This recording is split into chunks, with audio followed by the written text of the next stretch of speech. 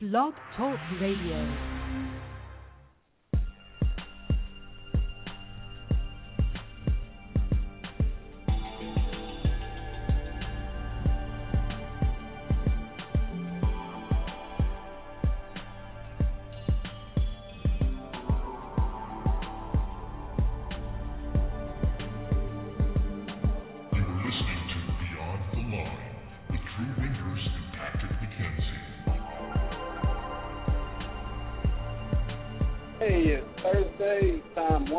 For another live edition of Beyond the Line Radio.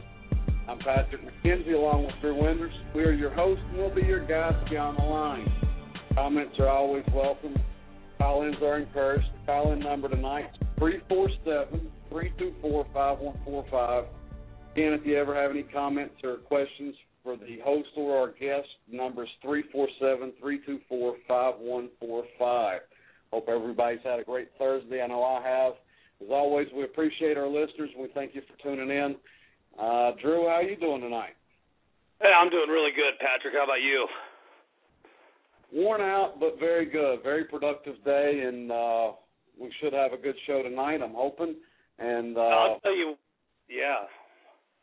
Yeah, I think we're going to have a great show, Pat. It's going to be one of the best, I think. We got a great guest tonight. We got Ben Hansen, as a matter of fact.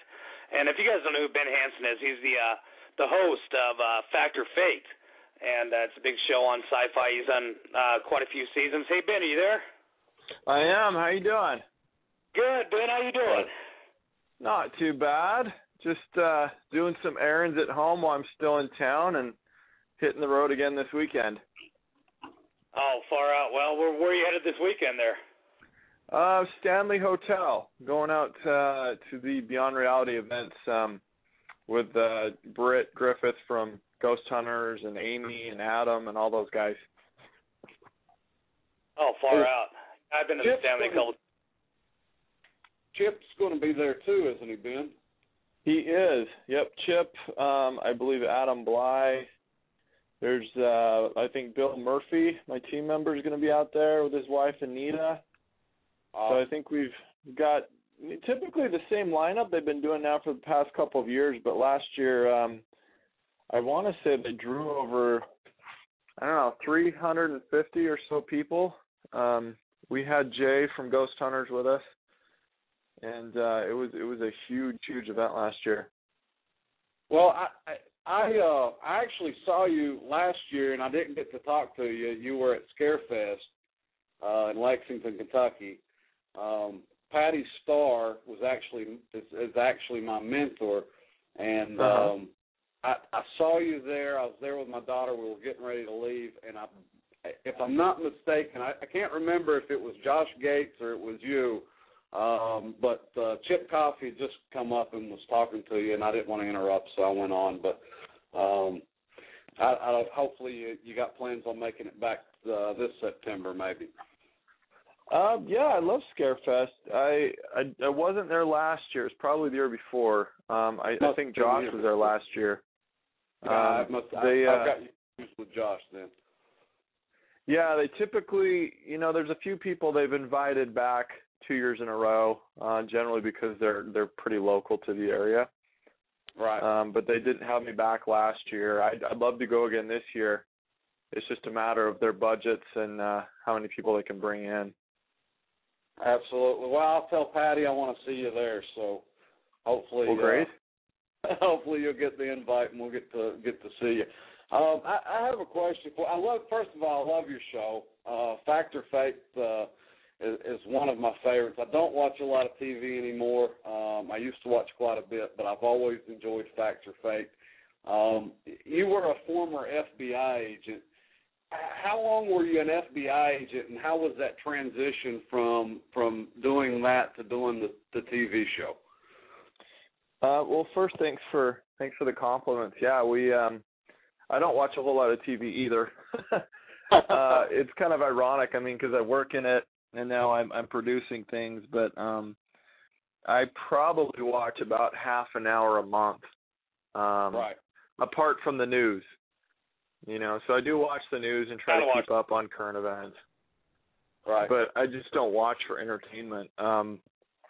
So Yeah, I did. I worked. The FBI was one of the last agencies I worked for. I worked for several private and government investigation agencies. I worked at the state level for a while, investigating child sex crimes primarily, and then moved to the federal level and did a bunch of a variety of different types of national security and criminal investigations. So all in all, probably about 6 years between the various ones, and the transition was interesting. I never kind of saw myself in TV, but I'm still only 35, so I figured if I'm going to try some different things now, I left the door to go back to criminal investigations later, but a lot of it's more applicable than you'd think.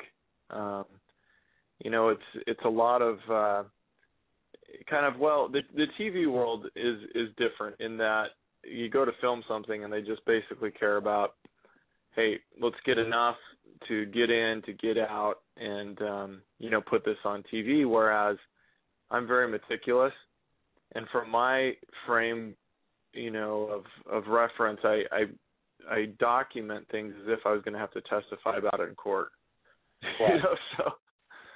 So I've got lots of notes. I'm all worried about details of things, and it made for some kind of tense moments because the producers get frustrated with me that I want things in such way. But anyways, it's worked out, and a lot of those, especially the people skills and interviewing, is what I carry over. And Ben, I want to kind of. I'm sorry, Patrick. I didn't mean to cut you off, but I want to talk something real quick, Ben. You've done everything, and I've seen. You've pretty much investigated from UFOs to Bigfoot to ghosts, across the board, all the different theories that have been out there, and I've seen a lot of your shows. One of my favorites that still stands true to my mind was the one where you guys did on the swing that just kept swinging by itself, and I know that's been a couple of years back, but that one was just intriguing how you guys were able to put the tent over it. But aside from that, after all these years of doing that, what are your thoughts? On Bigfoot, on aliens, on ghosts. Do you feel that there are situations that every one of these exists or possibly exist? I would say possibly on most stuff. It's each topic is kind of completely different for me because, for example, the ghost stuff I didn't believe in as a kid, and I do now. In that I think spirits can just kind of hang out and cause trouble, and just kind of like people who are alive. And I've seen enough evidence of that I really don't question that anymore. The aliens, I always believed that it was a strong possibility, and I think that probability just got even higher. I've seen objects doing amazing things, and that doesn't mean I know who was flying them, but I find it less likely to believe that all of it's our government. And then with the Bigfoot and the crypto stuff, I'm more open-minded. I never would have thought that I would say, I have an open mind to the interdimensional being type of thing. Because Bigfoot, the biggest problem I think with that or lake monsters is that if these were just undiscovered living, breathing creatures, I do think we would have found some remains, or a hunter probably would have shot one by now, and we would have known about it. But there's so many credible stories of people they've told me, coming face to face with these things, and I really believe that they believe what they saw. So I think there's something to it, but the only real explanation I can think of is that they're sometimes there and they're sometimes not. I know it sounds kind of weird for me to say that, but it's not all that weird if you also believe in the spirit, the ghost phenomena. You're talking about another dimension, so why not animals and other creatures as well? I gotta agree with you thoroughly there, and me and Drew's talked about it over and over and over, and and we've talked with different guests. And, it's hard for me to comprehend and believe in some of these things, but as an investigator of the paranormal, I can't have a mind that isn't open to the possibility in the same, stance. So, and I'll tell you, one of the favorite thing, probably one of my favorite episodes that you did, Ben, was, and I'm a staunch believer in UFOs myself, but you guys did a recreation. A guy posted a video, I believe, on YouTube of a craft in the woods, and you guys rebuilt this craft, set it up, filmed it. It was identical, and you actually took this guy, met him in a motel, I think in some kind of conference room or something, and you interviewed him, and I'm sorry I don't remember the actual episode or his name or anything, but you absolutely destroyed him in his interview, and he got up and left. But just to see, you show both sides of the coin. You debunk the things you can debunk and the things you can't, say, well, maybe that's a possibility. But that was, I don't know if you recall that particular episode or not, but that was fantastic. Oh, thank you. Yeah, the Dr. Reed case, he actually goes by a different name that we agreed not to use on air. But it was one of my favorite. It was one of the more difficult ones, just because his story, his books, his DVDs, they span years and years. I think it was probably 14 years or so by the time we did the case. And so he's got a lot of material that's hard to compress into 20-something minutes, probably 17 minutes of actual, airtime. And it doesn't do the case justice. We tried to just pick up the best parts. That the whole interview you saw was actually probably less than a minute and a half of something that was about 45 minutes long. Right. So where he's reacting to certain things was actually, some of it was other questions I had asked him that were more damning than what you saw him respond to, and it was just not enough time to get into it all. But it's cases like that astound me, that someone could carry on for so many years duping people, and I think the only reason he agreed to go on with us is because inadvertently it called more attention to his case. Right. The story was dying, and regardless if it was negative, he still got people talking about it, and he sold more books. Well, they say there's no such thing as bad publicity, so.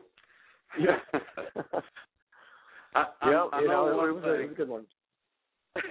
I learned one thing from that episode. I've got a high standard, and I'd never fake anything. But if I chose to at some point in my life, I would not be sitting down with Ben Hansen to discuss it. I'll tell you that. Yeah, I don't think that'd be good for you there, Patrick.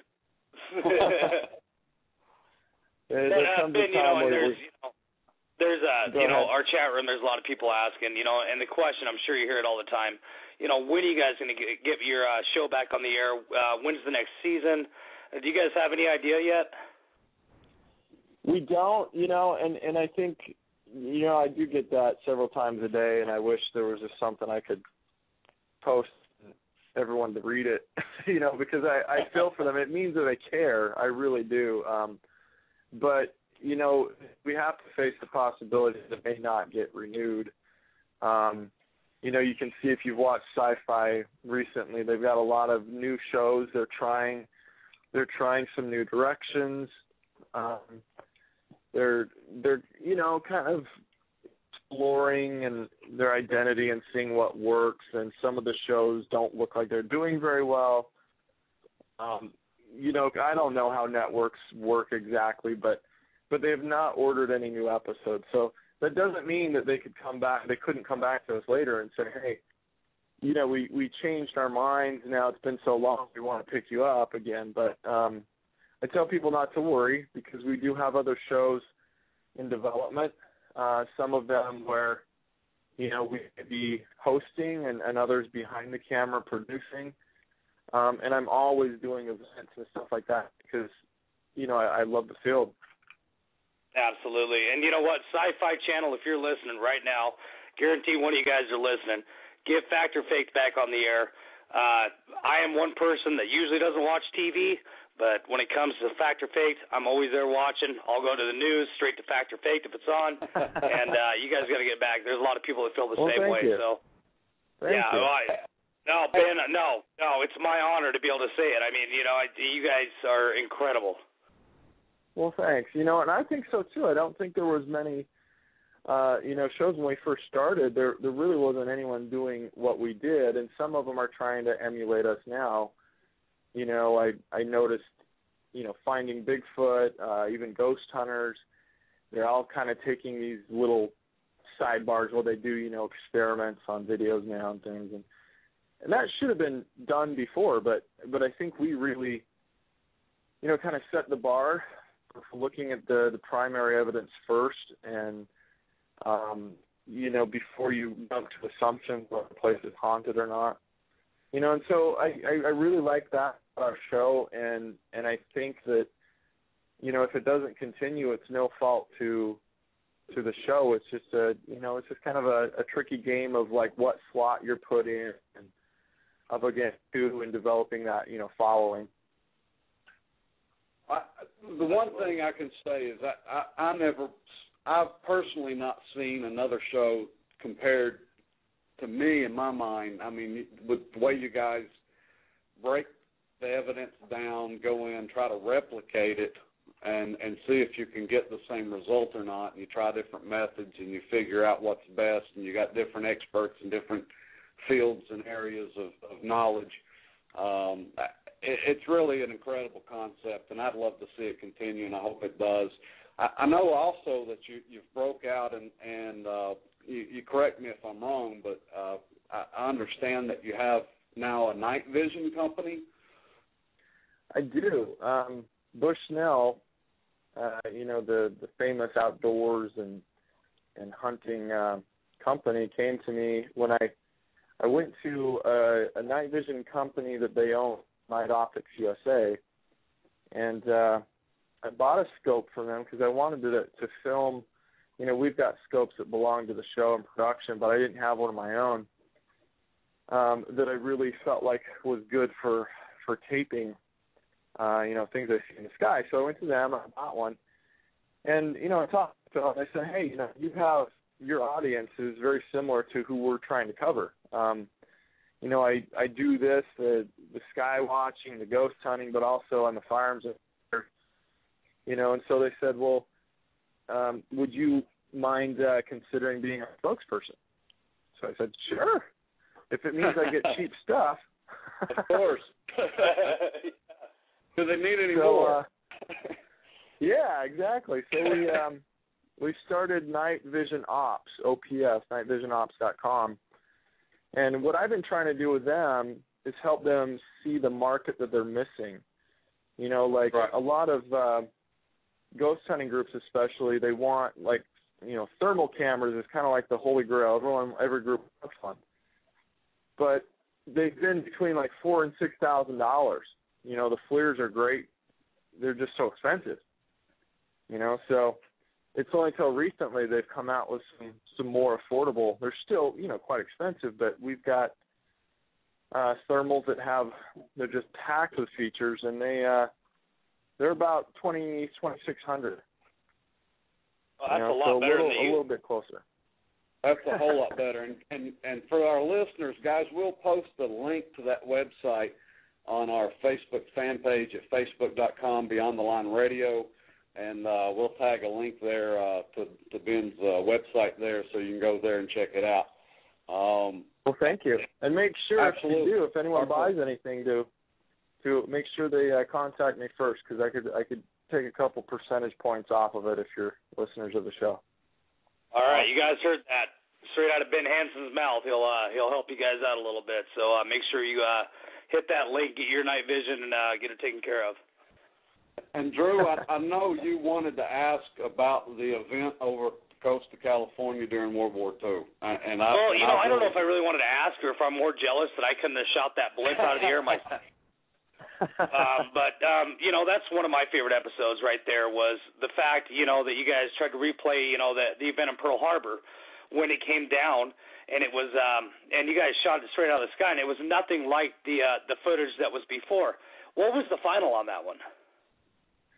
Well, the battle over Los Angeles was something that even before the show started, I was talking to the producers and went and saw a lecture given by one of the witnesses. He was like, I think 6 or 7 years old at the time.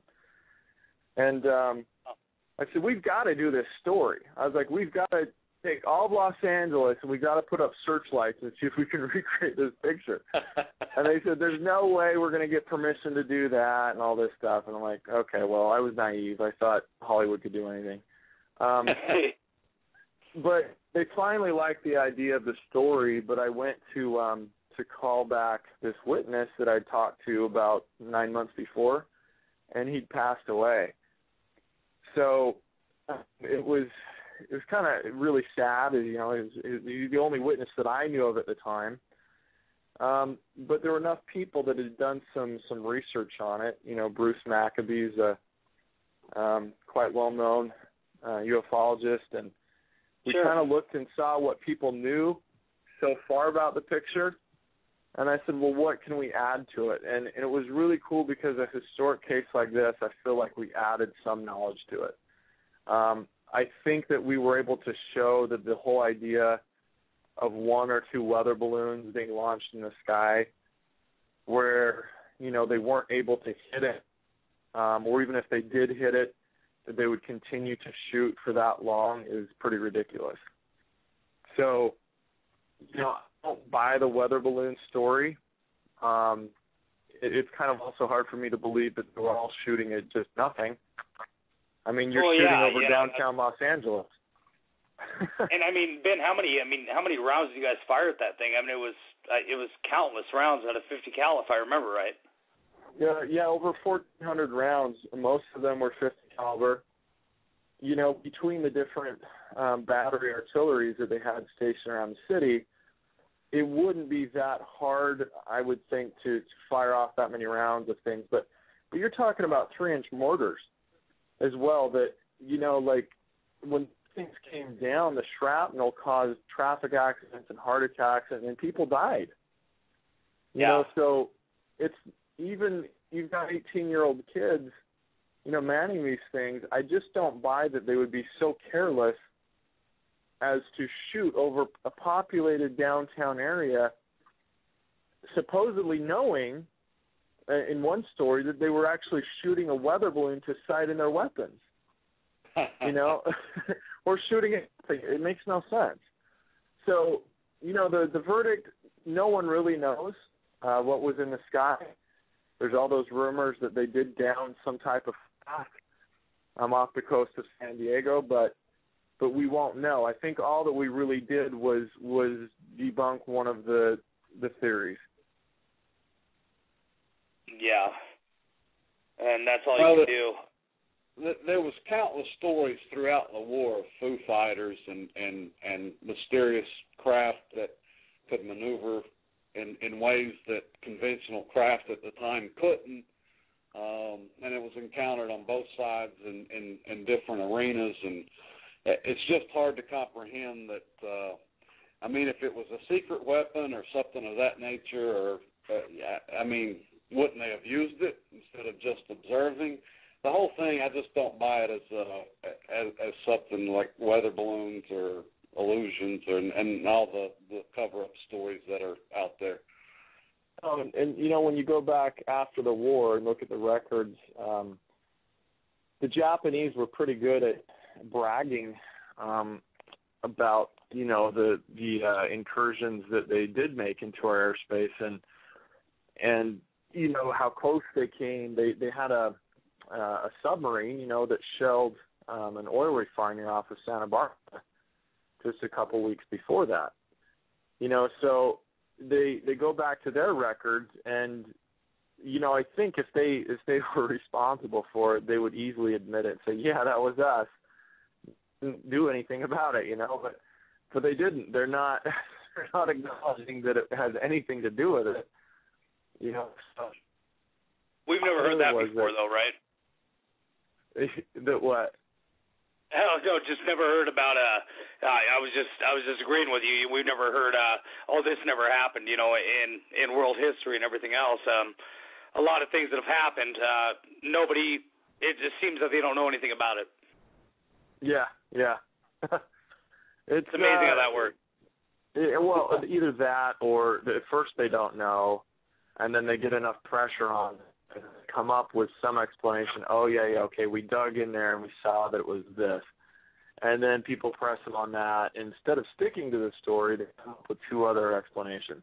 You know, so it's like asking the kid, you know, if he took, you know, cookies from the cookie jar, and it's like, no, I didn't do it. Oh, but I know who did. Oh, but wait, no, it was actually this other person. You know, like, it's either true or it isn't. You've made one lie, or the whole thing's a lie. You know, it just makes no sense. It doesn't. You know, like you were talking about the cookie jar. I mean, it's the same thing. You know, it's, you know, like I talked to my son. I'll say the same thing. Did you steal a cookie? No. Tell me the truth. Well, if I tell you the truth, is it going to be that much? Is it going to be worse? Or is it going to be better? Oh, I mean, it comes down to the same point. So sometimes they're like, okay, I'm stuck in this situation. I'm going to make myself, you know, I'm going to kind of stress the truth. But yeah, I took the cookie, but you know, I had to. And there's many people involved in these things. You know, so many, really whether it's current events like Benghazi or something as old as, you know, the flyover in 1942. Either way, there's so many people involved that, you know, that they think they're responsible. They come up with an answer, and then someone over their head says, that's not the answer you give. Now you've got to save face and go out and say you made a mistake. And then, you know, that's how Roswell happened. You know, somebody gave them authority to leak to the press that they had recovered a flying saucer. And you would think that, you know, Dennis Marcel would know the difference. You know, having worked in what he did and worked with aviation, he would know the difference between a weather balloon and a craft, you know, some type of aircraft or something. Absolutely. No, but he was the one who was forced to go for the world and say, I'm stupid, you know, you know, I made a mistake here. It was this weather balloon, you know, and so it's just kind of silly but it still happens today. You know, I'm not speaking against any agency in particular, but governments worldwide sometimes believe that, you know, if they just give a you know, pat answer, that people will more willingly believe the simple and less sinister answer than the more complex one that is scary because of the implications. Ben, I'm going to try and throw you a curveball. You've got experience investigating. You've got experience working for the federal government. You know people. Excuse me. It's my firm belief that with millions and millions across all over the world that aliens do exist and they visit from time to time or they're here or what have you. But we had this conversation recently, and I'd like your take on it. Do you think if they come out tomorrow and the United States federal government said, okay, look, this has all been a hoax, it's all been a game, it's all been a cover-up, there are aliens, there are spaceships, here's the evidence, they're here, deal with it. Do you think we're looking at mass panic? What do you think the scenario plays out there? Yeah, that's a really good question to say. I think, first of all, it's kind of like the stages of crisis.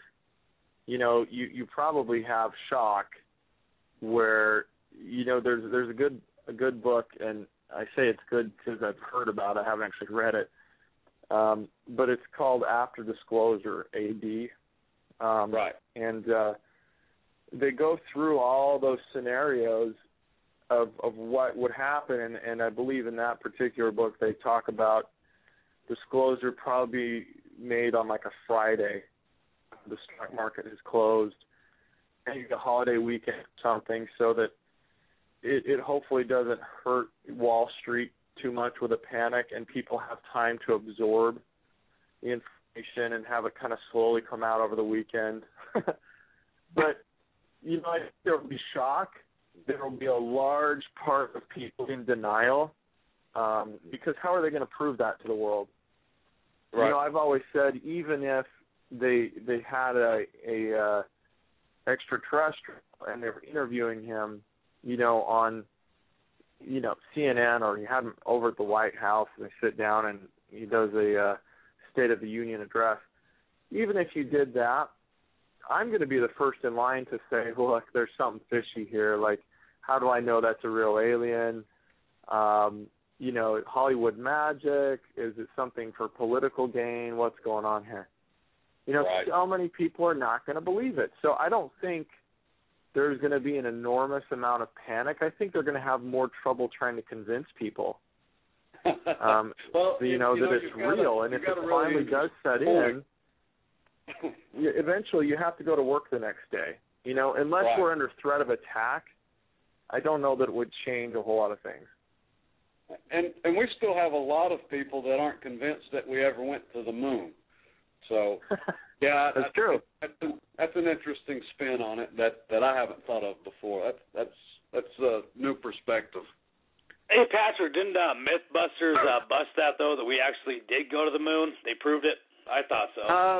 No, not really. I watched that episode, actually, and they debunked some things, and then they kind of proved some things were possibly faked. They thought, they concluded that they felt that we actually did, but there were some things that were troubling, like the astronaut jumping up off the surface, kind of seemingly aided, but without any visible means.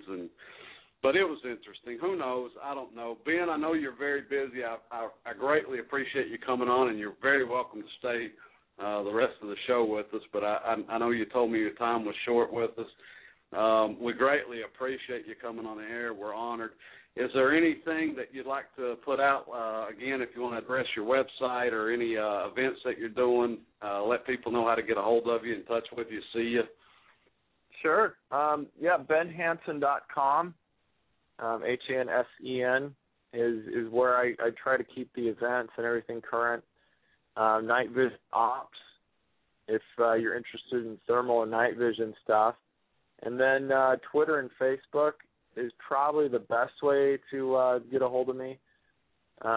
You know, every now and then, as we get further along developing some other shows, we might put, you know, castings for team members for things or stuff like that. So, come out and see me.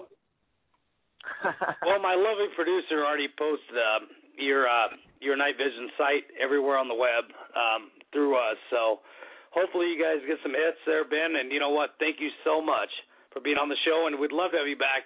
We do a lot on conspiracies, and we cover pretty much everything be on the line. So to get you back on one of these other shows would just be fantastic.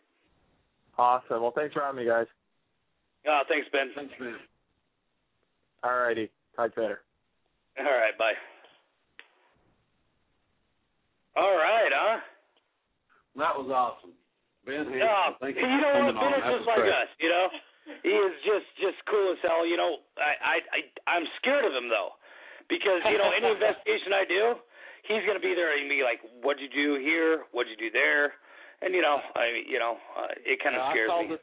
I called it earlier, Drew. I'm not ever sitting down to be interviewed by Ben Hansen. I'll interview him every day of the week, be honored to do so, but I'm not sitting on the other side of the table with him. No. You know what? I think that you'd see the sweat rolling out of my head. Holy, did I do this right? Did I leave this here where it could have fallen off a speaker? Is it possible? You know, I could see myself running through, but I want to thank Ben Hansen once again for being on the show. And guess what? We got a couple people coming on tonight, and we're just going to bring them on. I got Kelli. Yep. Hey, and Kelli. do I have LeeAnna? I'm here. All right, guys. How are you girls doing tonight? Good. Yeah, we're hanging. All right. So, did you guys get a chance to listen to the show? Yeah, I got in towards the middle to the end, and it's pretty fascinating. And I would hope that they pick the show back up again. I would hope so. And one thing I forgot to ask him, I don't know, and maybe somebody else knows that I don't watch a lot of TV, but I do have Netflix, and I enjoy that. And I don't know if that show's running on Netflix or not, but they've really got some great episodes, and I love watching the show. It actually is on Netflix because I have watched it and become addicted to it. So, yeah, it's on Netflix. Ben's got a great team there and puts on a good show for sure. And I do wish him the best and hope Sci-Fi picks him back up. That's a tremendous show for him. I actually got to meet him last September, and I got to hear him talk. And believe me, if you were sitting across the table, you wouldn't be intimidated at all because he's just the most normal, non-critical person you'll ever meet. I got to sit and talk with him and goof around with him, and, yeah, he's a neat guy.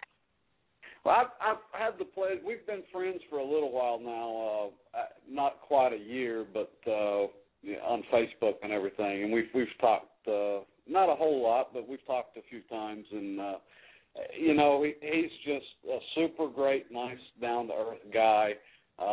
You'd never... If you didn't know him, you'd never know in a million years that he was a TV personality. He's one of the most humble, friendly, down-to-earth people you could ever meet. Definitely. All right, Kelli, I'm going to start with you on this, okay? We were talking earlier. I'm going to throw this right back to LeeAnna, but I want to start with you on this question. What are your thoughts on Bigfoot, and what's your thoughts on UFOs? Do they exist? Well, I'm not entirely sure. It's kind of like with investigating, I guess, until it's proven. But how can an entire world, have people from everywhere, all the corners of the earth, see these things? The aliens especially, because there's just so many reports from all over the place. And I guess, you got to have some sort of belief. It's kind of like when we go out and we investigate. You have to have some sort of belief while still being skeptical. So I guess I'm going to be wishy-washy on this and to say, I got a little bit of belief, but until it's, like, completely and totally proven, you're not going to see me out there, saying, ooh, I saw that. So, yeah. Kelli, Ben brought up a really good point, too. He was talking about, if you would think that possibly, if there was a Sasquatch out there, if there's a Bigfoot out there, that we would have, somebody would have killed one, or, we'd find remains or whatever else. But, a lot of animals bury their dead and everything else, too. And if they're as elusive as we are, I mean, it's hard to say, for sure. I mean, I'm with you on this one, Kelli. I really am. When it comes to Bigfoot, for sure. UFOs, I'm not quite sure. How do you feel on this, Patrick? I'm mixed. I've got to stay open-minded, as I've said many times. UFOs, everybody knows where I stand. I'm a firm believer in that, and for countless reasons, and I won't bore everybody with all of them right now. Bigfoot, I'm mixed on it. We've still, not too long ago, they discovered another tribe of people living in the middle of nowhere. Not too long ago. It's a vast planet. There's lots of open spaces on it. There's lots of country that's not been traversed or mapped or explored thoroughly. Is it possible? Sure. I agree with everybody else. Where's the remains? Where's the actual proof? I believe the people that report sightings believe that they saw something. What did they see? I don't know, man. That Bigfoot's a stretch for me. I've got to stay open-minded and say, yeah, it's a possibility. Do I believe he's out there running around playing hide and seek with us? Not really. I'm not. Well, I think, Patrick, I got it figured out. I really do. You've seen the Jack Link's commercials. I think that we need to go sit out in the woods and just take out a couple sticks of jerky, and the guy will come sit down and hang out with us. I think that's going to work. And I got a really good spot out here. I'm sure you got one in Kentucky there, too. Maybe that'll work. I just don't know. But, all the claims, it's hard to not to validate it. and to look at it and say, he doesn't exist, because these people really mean what they say. I mean, I agree with you. I mean, there's, as far as finding remains or anything, I grew up in the woods as you did, Drew, and it'd be a rare. I never came across deer remains, squirrel remains, raccoon remains. Every once in a while I might find a snake skin or a couple of bones that weren't identifiable. But an animal dies in the woods, it don't just lay there and decompose over time. It disappears quick. So the remains, it isn't that big of a deal to me. But you've got so many people now looking for it actively, and you've got so many people hunting. Either the numbers of them are extremely, extremely, extremely minute, or it's a very intelligent creature that knows how to avoid us, or somebody would have bagged one. I agree with you. I do. I mean, but, I would sit down with a six-pack of Budweiser and, have a beer with Bigfoot if he ever decided to come out of the woods. I mean, I have no problem with that. I'd offer the guy a hot dog and we could sit back and we could talk, because I'd love to meet the guy, personally. And LeeAnna, I'm sorry it's taken a little while to get to you, but what do you think about, Bigfoot and UFOs? What do you think? What's your thoughts?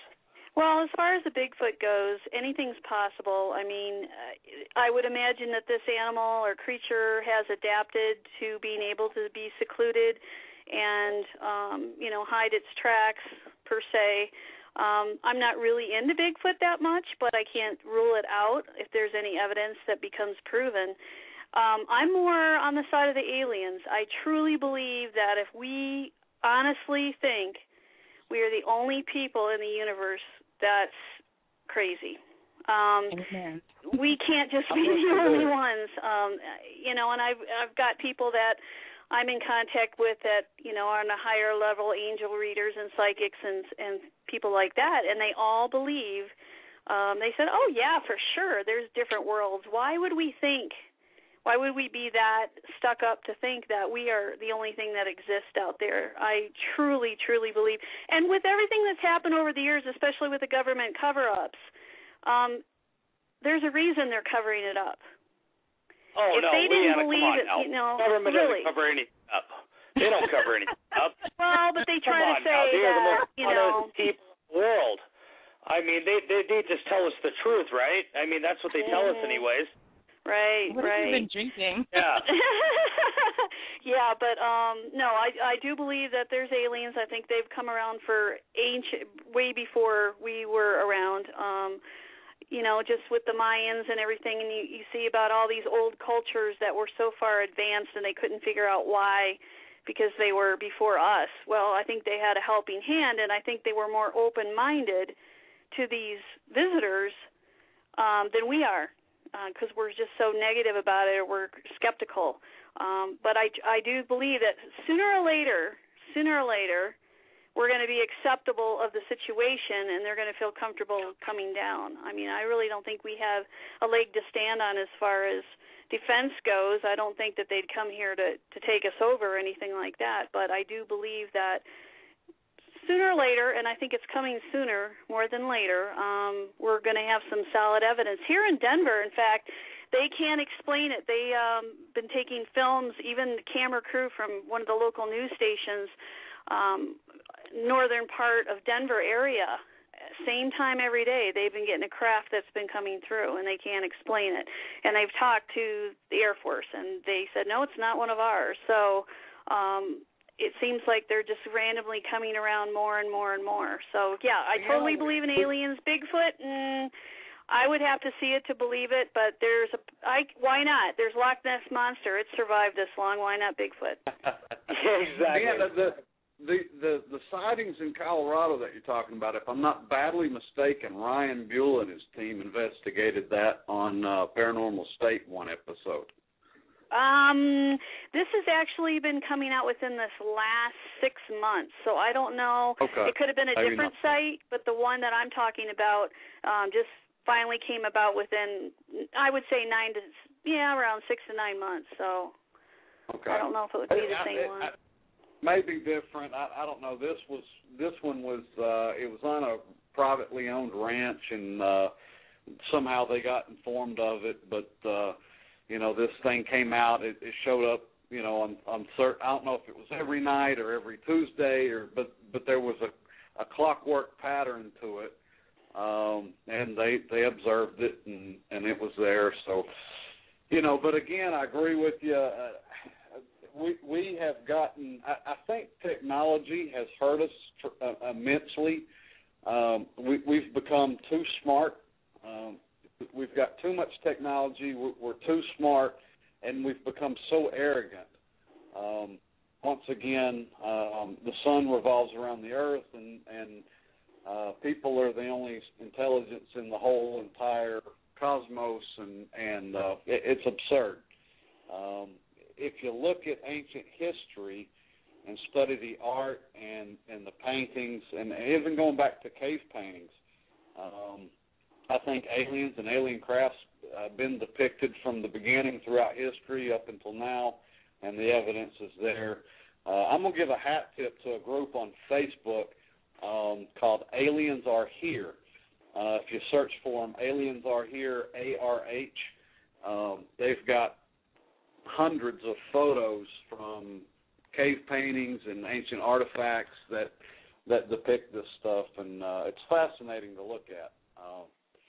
I agree with you 100%. I'm going to throw this back to you, LeeAnna. Aliens, I mean, they're, I do believe there's no way that there is not, how we could be alone on this planet is, it's not feasible, on this big system. I mean, it's not. But the question I have you had any first encounters whatsoever with UFOs, aliens yourself, or have you seen anything yourself? I've seen things in the sky that I couldn't explain, but as far as having an out-of-body experience or being captured or anything like that, thank God, no. From what I've been told, I've got a buddy of mine who is in contact with aliens, believe it or not. He works on the astral plane, and he said that he was abducted as a child a few times, and usually when you've been abducted once, you'll be abducted for the rest of your life. It'll just be an ongoing process. So I'm glad that I'm not part of that party. I'd rather just stay here. And he also said that they're not really into experimenting on us anymore. There was a time, from what he said, that they were trying to repopulate themselves because they had gone so far that they weren't repopulating. So the reproductive area, that's one thing that they were trying to find out with us, to try to see if they could interbreed us with them so that they could repopulate. So I don't know how, it's pretty far-fetched, but you wonder about the people who have actually stated that they have had implants or they have had scars or they remember being in, some kind of operating room. But there's got to be a means to why they were doing that. So it kind of makes sense in a way that they kind of got in trouble with their system and their, can't say humans, but, their way of life. They've got surpassed to the point to where they weren't even repopulating anymore.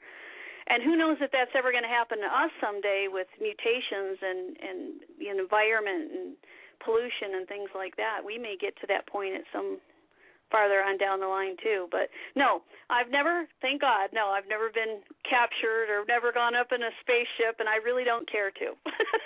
Stay here. That brings up a point, though. I mean, in one of our shows, we were talking to Eric Altman, we were talking to Jim Humphrey, and we had a caller come in a couple weeks ago, and they were talking about the same thing. There was actually the mutilation factor where the genitalia was taken off the cattle and in all these farm fields. I don't know if they're trying to reproduce or what they're trying to do, but they were like, it was completely stitched. So this brings up a valid point on that. I mean, are they trying to reproduce? I'm not quite sure. I'm going to throw this over to you, Patrick. I've got it figured out. I mean, you've got all the countless reports of anal probing. That's the problem. They're in the wrong place. So. Oh my goodness! You're gonna kill me, Patrick. I swear it. Well, you know.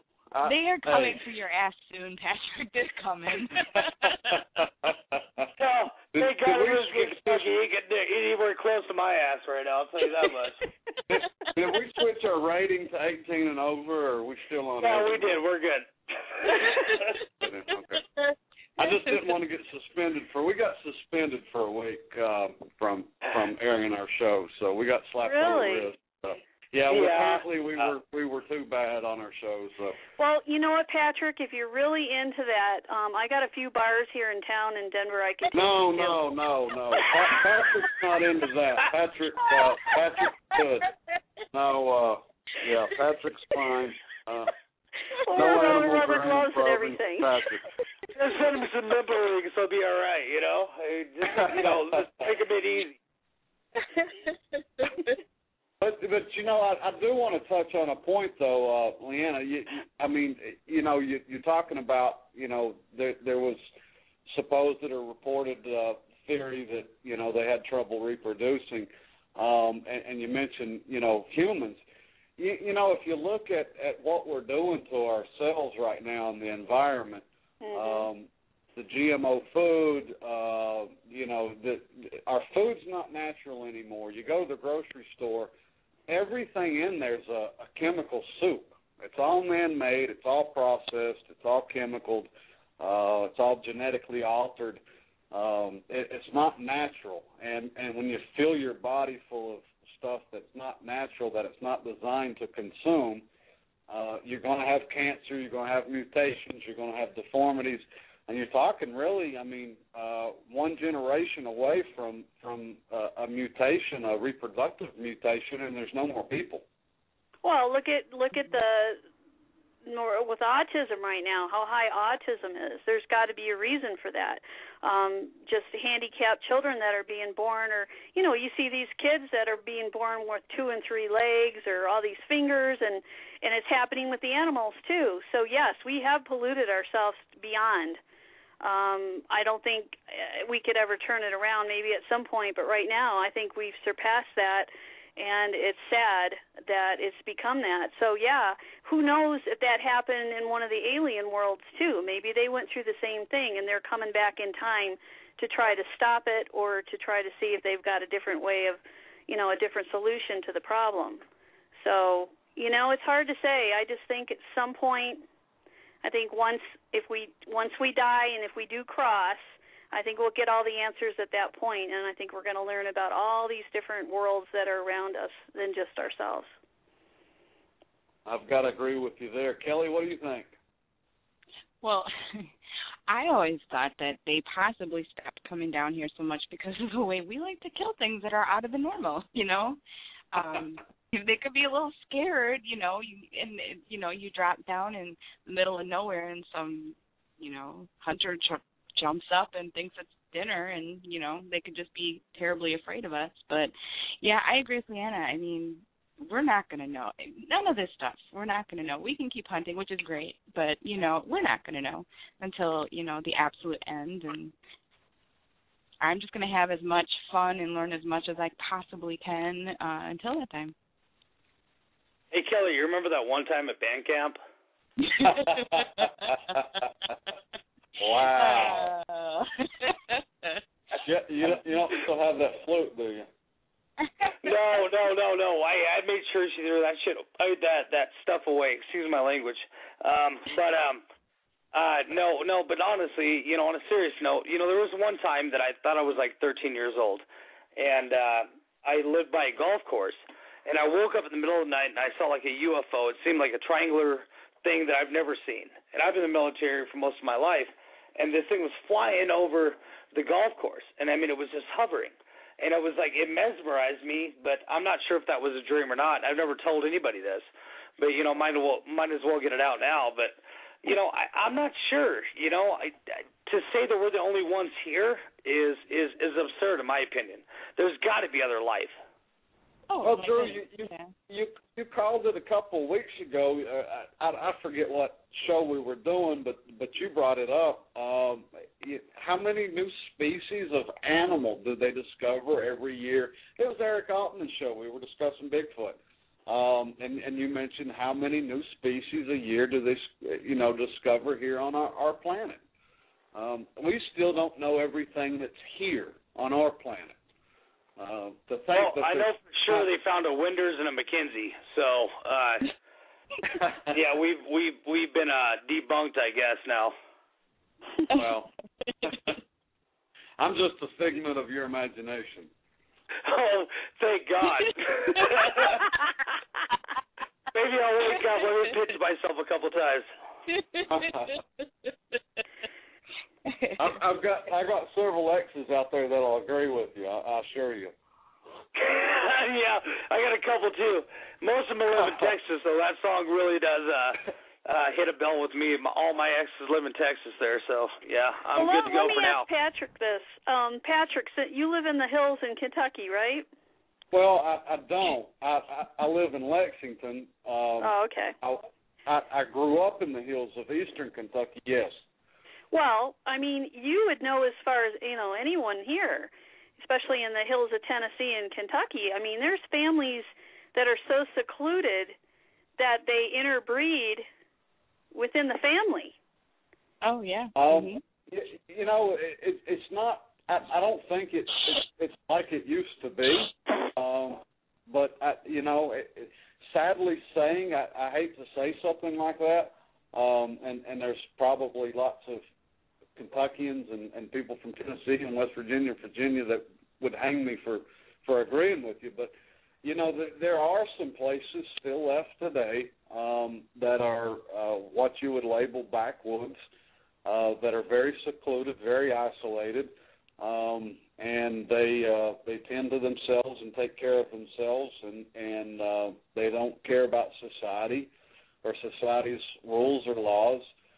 And you're not going to see that in Lexington or Louisville or places like that. But yeah, there's some isolated corners of the country, and it's not just isolated to these states and those parts.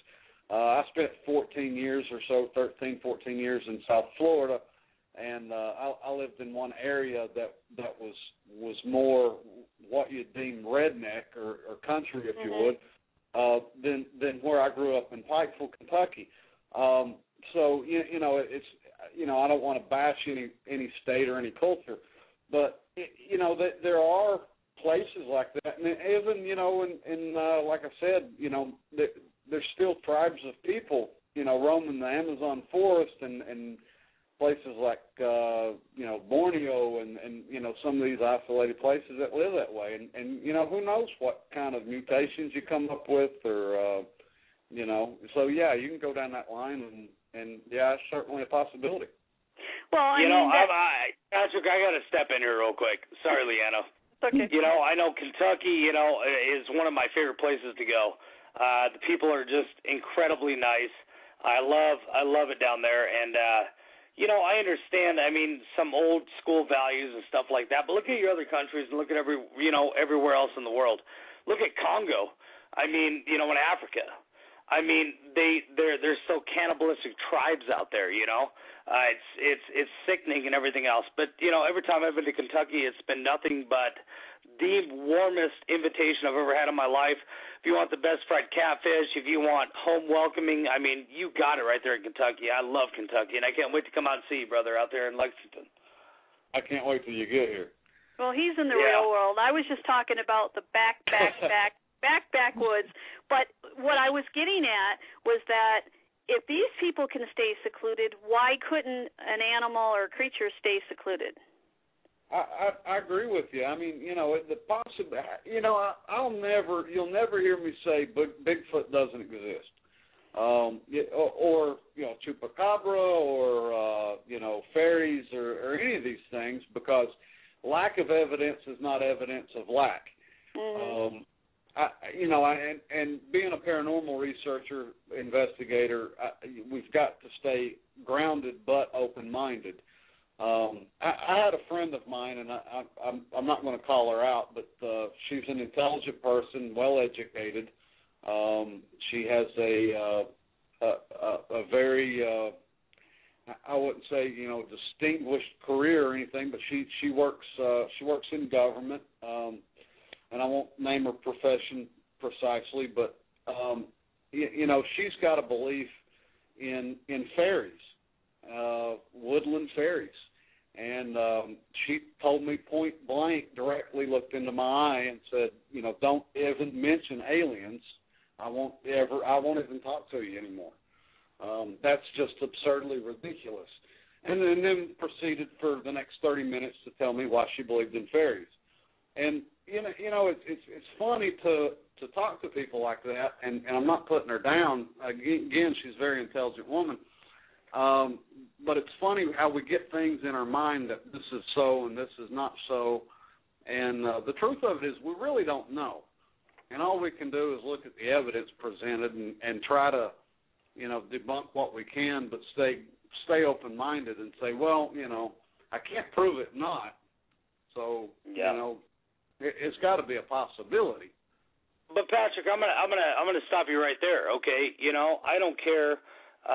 Any listener out there, are there ghosts? Are there spirits? Are there demons? Yes. I can prove it, but nobody wants to listen. I got all the evidence in the world. So do you. So does Kelli. So does LeeAnna. But that debunks religion. It goes against everything that the books of the Bible say, which is unfortunate. I'm sorry for that. It hurts me too. I grew up in a solid religion. I don't think the Bible at all goes against the fact that there's ghosts and spirits out there. And we've had this discussion, Drew, many times, and we usually end up mad at each other and yelling and hanging up. But the truth of it is we have proof of nothing. We really haven't proven it. We think we've captured evidence of ghosts and spirits and demons and all this stuff, but what do we really have? Kelli, out of all your EVPs and photographs and video and experiences, do you have absolute proof that it's a ghost? Oh, gosh, no. Absolutely not. No. That's what we think it is. Right. But proof? What? No, you know what? I can't prove that I'm standing in my kitchen right now, talking on a cell phone as far as that goes. What is proof? Well, can I prove that I've seen a little girl stand in front of me on camera and disappeared? I can prove that. No, you can't. That's just my opinion, Drew. To you, I know. It's proof. And I've seen some of your evidence, and it's tremendous evidence. And we've shared evidence with each other and shared personal experiences with each other. I believe the same things you do. But can sure. Hey, we got a caller coming in. Let's see what they have to say. Let's take them. Welcome to Be Online. It's Drew. Drew, I lost you guys, and I'm trying to get back in. Oh, LeeAnna. All right. She got abducted. Well, I thought I saw that number, but I wasn't sure, so. After all these years, she finally got abducted. Yep, they heard me and came and took me away. You didn't get probed, did you? I've really been gone for 3 days. You guys didn't know it. Did you get probed? Probably probed? not. What I you got see? probed. Tell us what you saw, LeeAnna. And it felt good. No. Wow. I'm just teasing. Just kind of enjoyed it a little bit. Wow. I'm sorry I'm laughing so hard. My ribs hurt. How is it we always end up laughing like this on your show? I don't know. It just works. Nobody's listening right now, but we're having a blast. Yeah, really. We got quite a few in the chat room. There's a ton of people listening.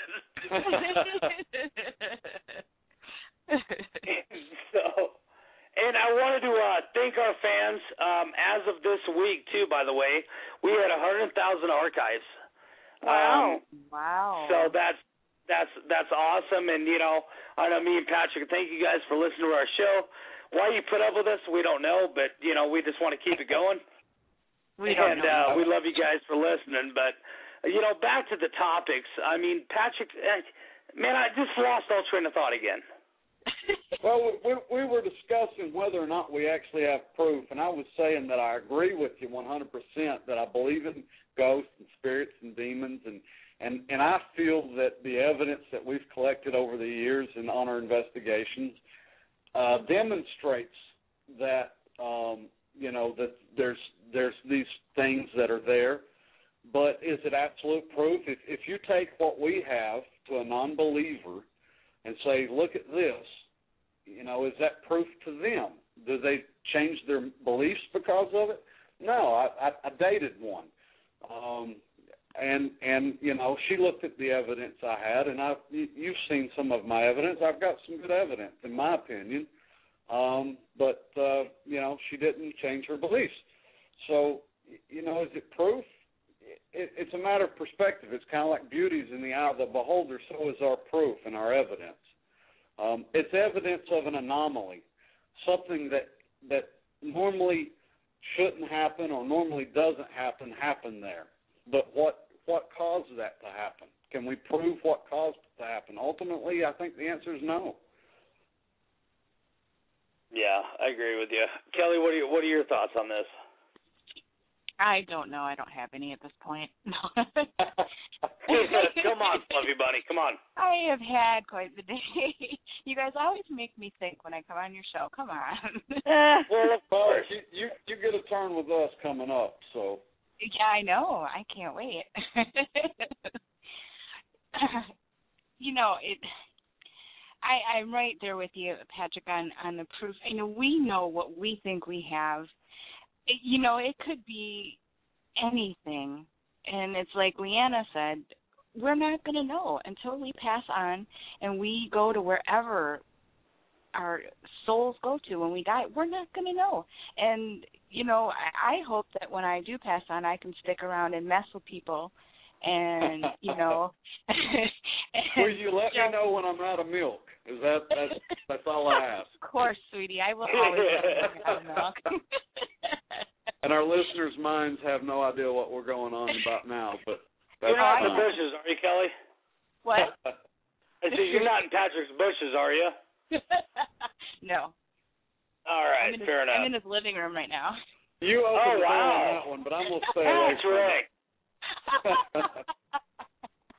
That's why it sounds so cool. You guys use the same phone. I see how it is.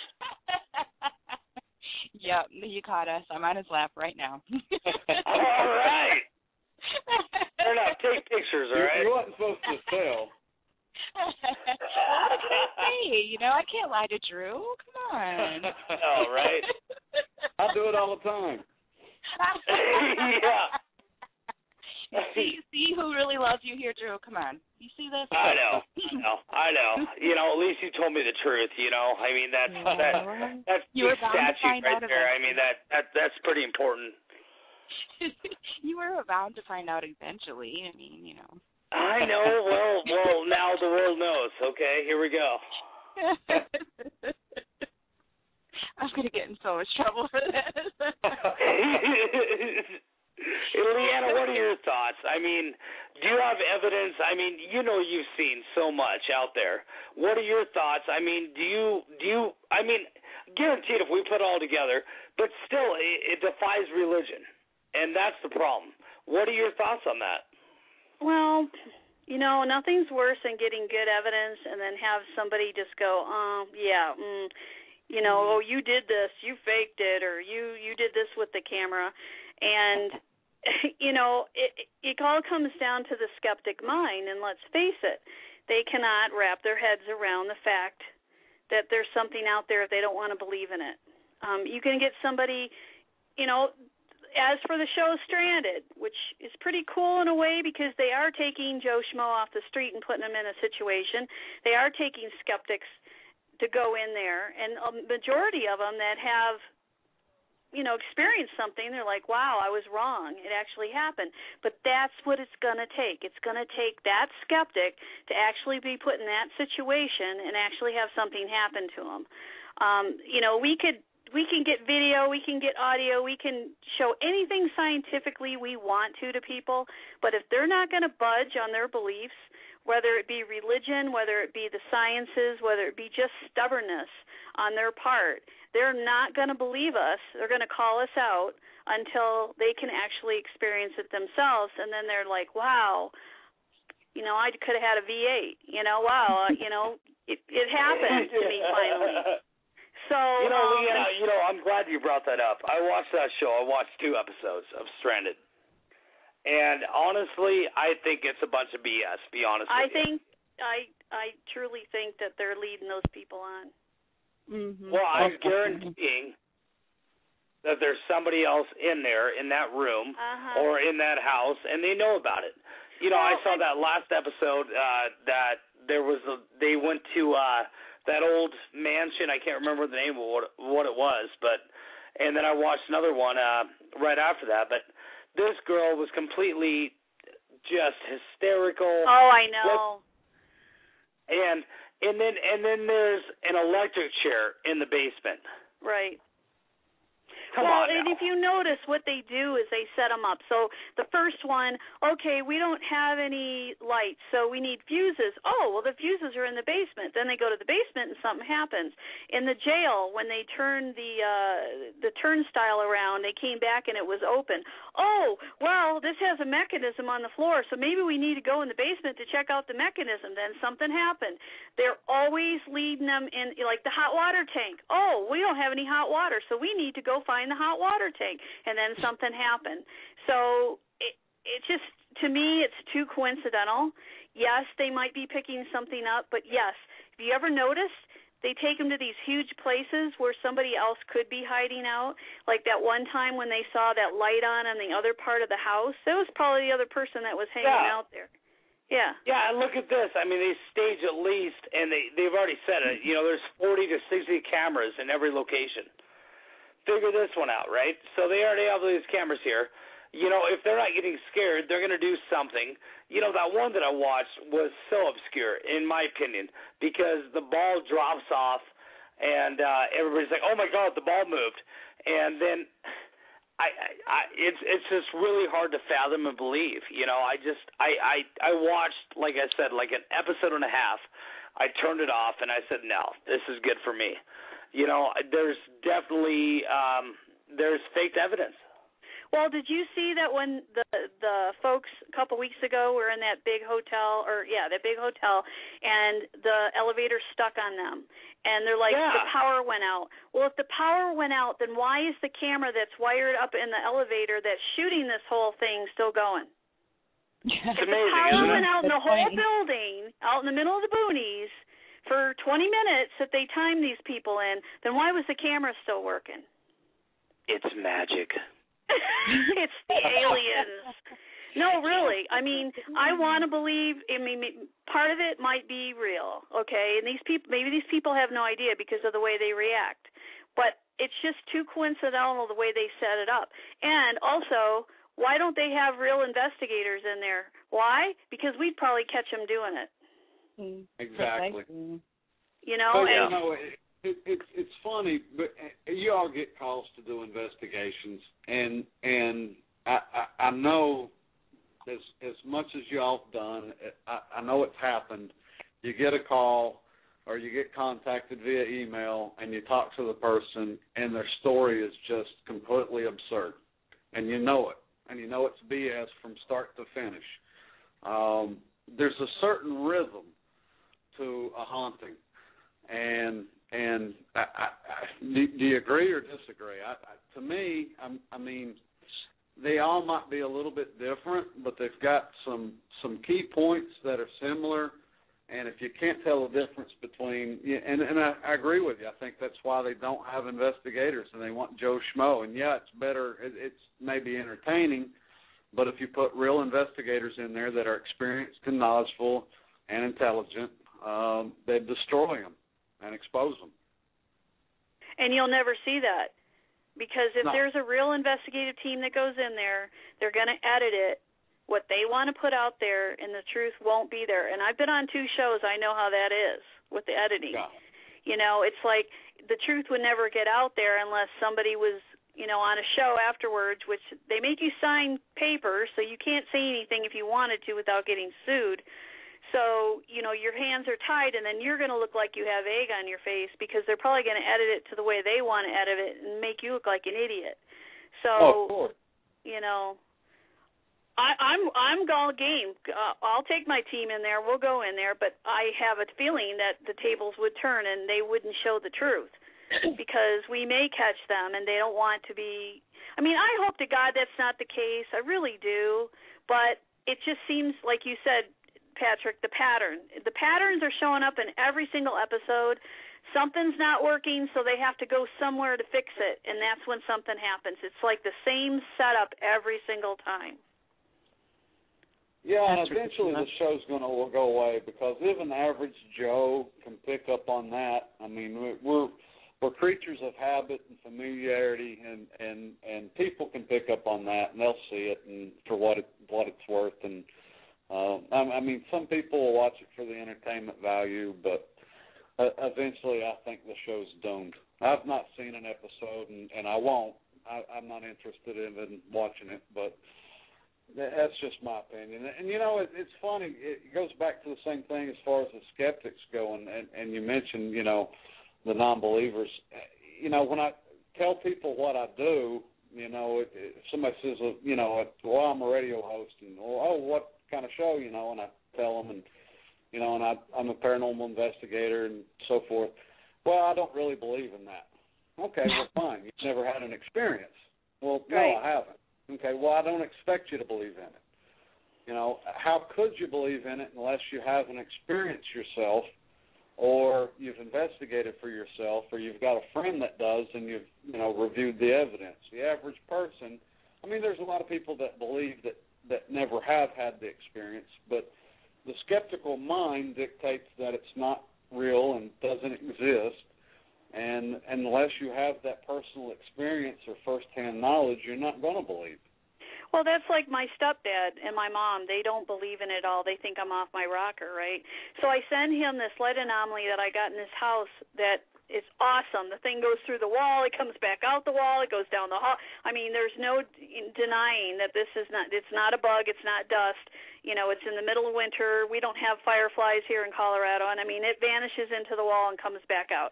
So I send it to him, and he's like, well, somebody rigged the camera. And I'm like, it's my stuff. I'm not going to do that.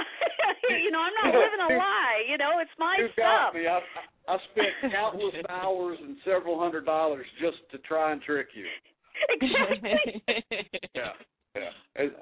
It's absurd, but, you know, I again, going back to my ex-girlfriend that didn't believe, you know, she listened to some of my EVPs.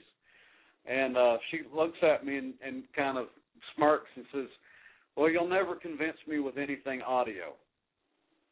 And audio's great, my mind though. was blown. Yeah. I was like, well, what is, you know, I hear words there, and I know you do too. You know, if it's not a spirit, it's not a person, what's making that sound? She never accused me of faking anything. She knows I'm a person of integrity. But, again, you know, she was forced to blame it on, you know, something natural and rational and scientific. She couldn't explain what, didn't have any theories as to what could have caused it, and that's my whole point. You know, there's nothing in nature that replicates human voice and speech, and clearly the wave patterns, when you look at them, isn't human speech. So something's manipulating that electronic frequency. Now, see, if she was with you in a secluded place, in a location, it was just you and her, and you did an EVP session, what would she say to that? I was thinking the same thing, Patrick. You know, I invited her to go, and there was once upon a time where she agreed, but we fell apart before then, fortunately. And you know, and I'm not talking bad about it. We're still actually very good friends. But you it really just boils down to, and that's what it takes, LeeAnna. I think for a skeptic to believe, you have to take them out to the field and let them experience them themselves. I did that with Carson's mom, and she was not a non-believer, but she'd never had a personal experience. So me and Carson took her out one time and let her experience that personal experience. And I don't like to do that, and I discourage that, as everyone knows. And we're not into thrill-seeking, but I wanted her to actually have that personal experience, because that's the one thing that we can't share with people that will truly change your mind once you have it. Well, and once they see the environment and that you're not faking it and that there's no possibility that you could, then they're like, oh, well, yeah, maybe there's something to this after all. Yeah. But until they're in that situation, they're just going to say, oh, you did this and you did that and you jacked with video and you were whispering, it's your whisper, blah, blah, blah. So, yeah, our back's up against the wall on that one. And the only people that know the truth is us. And hopefully our friends and family and the people out there that follow our teams will know that we're not trying to, trick anybody. And it's sad to say that there'd be anybody out there that would actually do it. I mean, all you're doing is fooling yourself. I don't get that. I believe that there's people that are and do, but I don't understand the point in it. It doesn't gain you anything. Me and Drew ran across a team not too long ago, and Drew pointed it out to me, and I followed suit. Drew, I'm sure you remember it, that you caught the EVPs, and we listened to them, and it was distinct human voices. And we've listened to countless EVPs, LeeAnna and Kelli. You've heard them. You can tell the difference between an EVP and somebody talking. Right. That's. That really is. Totally I mean, if you hear it, Patrick, you'll know the difference. And I don't know if it's even if you know when you hear them or if you can feel them. If you hear somebody from the other side, I think there's more of a feeling that comes to than beyond the human factor of it being faked. But you can tell the difference. I guarantee that. Even with Billy being an audio tech for GAC, he pointed out a few times on the show that he can tell the difference between a human voice and a spirit voice on the way that it comes out on the actual Audacity or whatever software you're using with the spikes. He showed us the difference in the wave patterns between a human voice and a spirit voice. And that's what he looks at usually when he's listening. It's not that he's listening so much as he's watching. He can tell by looking at the waves and pick it up and then go right to that spot and be able to listen to it right then and there because he knows what to look for.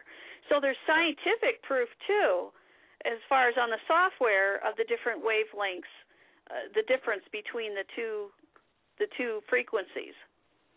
Well, see, I've done the same thing, LeeAnna.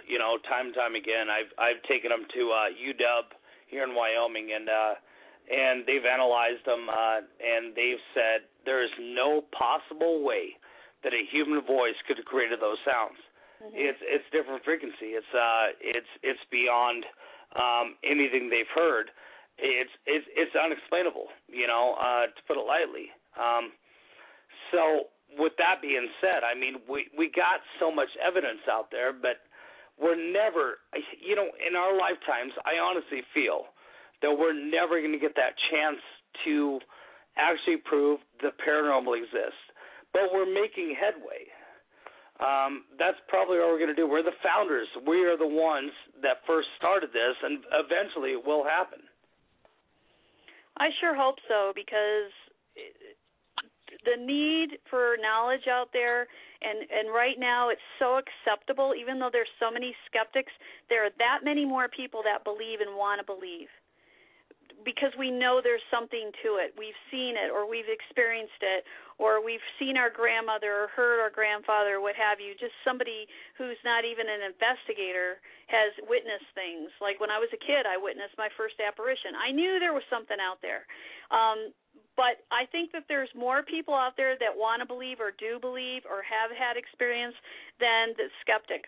it's just few and far between, and I think those are the bad apples that want to rock the boat for the rest of us. Yeah, I agree. Kelli, what are your thoughts? Well, I completely would agree with what LeeAnna said. I don't think there's much more I can add to it. I mean, it's just, we know in our hearts what we're doing. We know we're out there doing the right thing. We're helping people, and, and we're ultimately trying to prove something. But until people actually experience it, we're just going to be the weirdos, the idiots, and I just stopped caring what anyone thinks at this point in time, except for the people that truly, want help and want us to find something.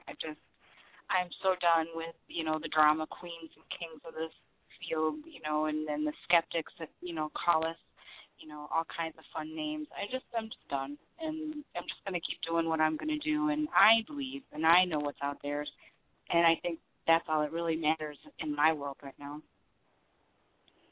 Well said. All right. You guys, we got like 4 minutes left. I want to thank everybody for being on the show tonight. Ben Hansen, thank you for being on tonight. Kelli, LeeAnna, I'm going to pass it to Patrick. Any final thoughts?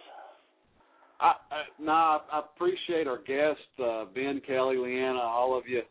Thanks for coming on. LeeAnna and Kelli, thanks for coming on again and putting up with us.